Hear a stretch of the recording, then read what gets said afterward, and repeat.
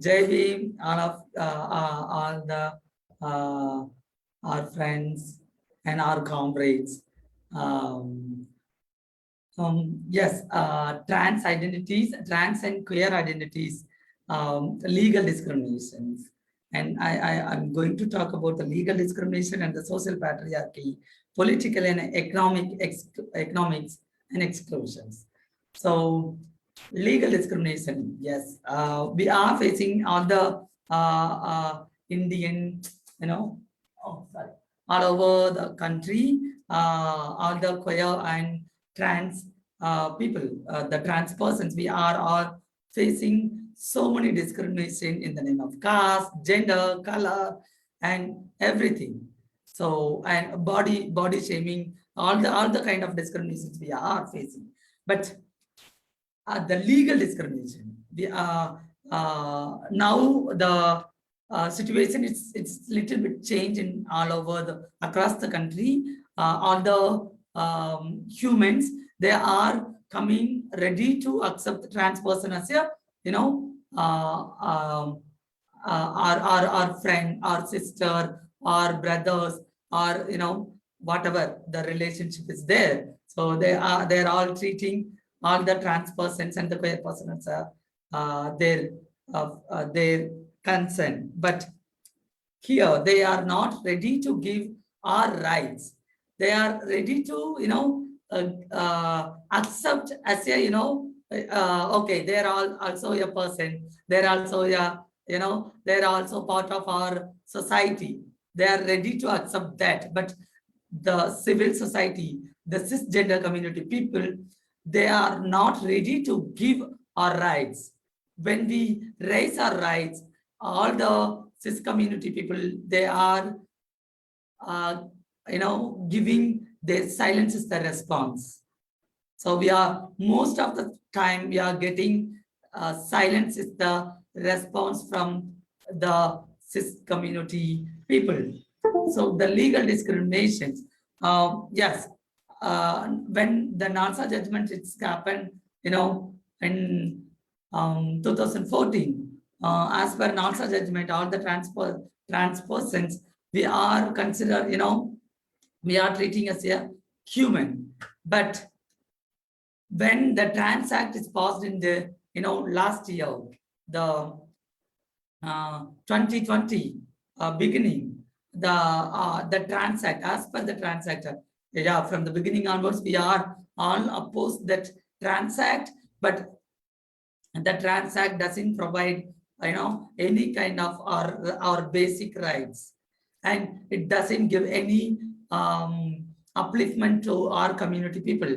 It's having only welfare schemes. So we have to know, you know, we all know about that. Welfare schemes is different, rights is different. So this Trans Act, it's completely having welfare schemes for the trans persons, but it doesn't give any basic rights for the trans persons, and especially protection rights. So we are facing mental abuse, physical abuse, verbal abuse. But this act doesn't protect from this kind of abuses. So firstly, when we got, you know, face the abuses from the cis community people, where they are using verbal abuse. So this act in Indian Act, we don't have a protection act from these three kind of abuses. As per the Trans Act, the trans persons, they are, you know, uh, um, you know, the trans person getting raped by the cis community people, yeah, that person, the rapist person, his maximum punishment is 6 months to 2 years as per the Trans Act.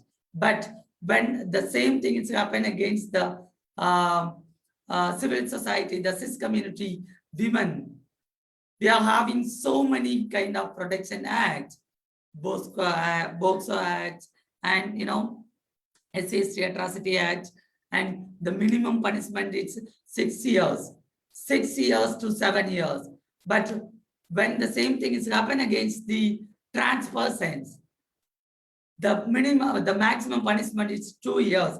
That's why so many murders are happening. That's why so many kill, rapes are happening in our community. Because our community murders, now only you people are reading the newspaper. But before 10 years, you don't invest to, you can't listen to, our murders, about our murders, about our, deaths. So we are losing so many our sisters and brothers. For example, Sangeeta, recently Sangeeta, a trans person who is an entrepreneur and who was very well-known activist from Tamil Nadu, and yeah, elderly trans person who was murdered during the COVID by the cis men.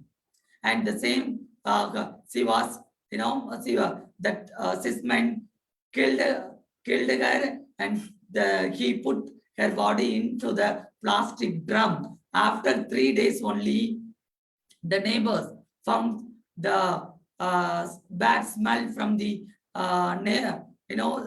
her home.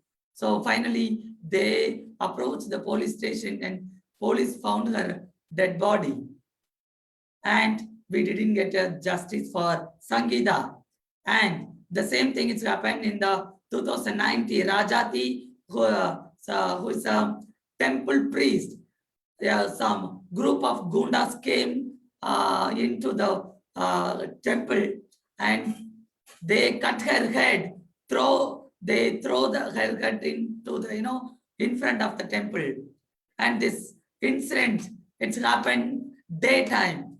All the civil society people are surrounding, that incident. It's happened, but they are kept silence. But we didn't get a justice for the Rajati. And in Goa, during the COVID time, you all know about that. Koya person who was, their family put them into the, to take the therapy. So how do I say that psychology therapy? But they committed suicide.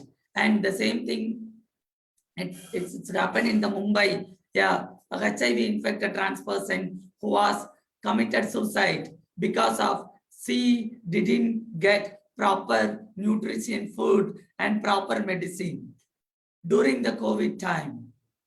So she committed suicide. So many kind of deaths. We are losing our sisters and brothers. So many bodies we are losing. But yeah, till now, we didn't get a single justice. Why? Because of all the people, you are the civil society, cisgender community people. Every time when we face the, abuses, when we get, atrocity against, when the atrocity happen against us, you people always keeping silence. So that's why every year we are losing so many our brothers and sisters. So this is it's completely social patriarchy. The patriarchy society giving this kind of thoughts to kill trans person, to kill the queer community people. Because we don't have a protection law. So that all, as before I said, all the murders are happened. In every murders, all the accused are arrested, and within 15 days, they're all getting, they got bail, and they release their, living their life very happily. But losses for our community people, we only lost our brothers and sisters because of we don't have a protection rights. And the political, yes, now the election time in Tamil Nadu, we are having, the assembly elections, the political, we are raising our political demand. It's the reservational rights. We want separate reservation for the trans people. We are not, we are asking horizontal reservation, not vertical reservation. As per the NALSA judgment, we are all considered here MBC and OBC category, all the trans person. We are all considered here MBC and OBC category, but it's not just social justice. You should give. We are Dalit and Adivasi community people. How do we access the MBC and OBC category? Reservational rights. So we want reservation in the political also. Because so many parties, they are now, oh, we are accepting the trans person. We are giving so many kind of postings, but they are not ready to give the power to the trans person. You should give the power. So when you give the reservation rights, when we get the reservation rights in the political, so that time only we are getting, the original power to, raise our demands, to raise our civil society people issues. So I want to tell Anna the final thing. We are all having the reserved area in the national level and the state level. So like that, we are also demanding, we want reserved area for the trans persons and the queer persons. That's why our community representative people also coming to the parliament and, our state legislative assembly. And economical, we are all doing begging and sex work. Very few of them are doing their own work, private sector work and the public sector work, after getting, so many struggles.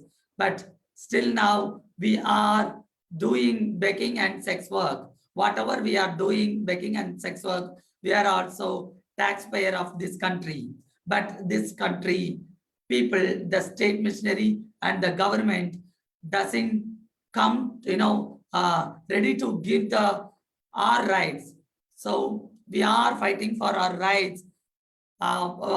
We want solidarity from the, civil society people, and especially we the women. We are all the women. We are fighting against the patriarchy society. We are all fighting against the fascism. We are all fighting against the, all kind of abuses, all kind of oppressions. We are all, should share our solidarity to each other. So break your silence, share your solidarity to each other. Jai Bhim, Jai Savitri, Jai Fatima. Thank you.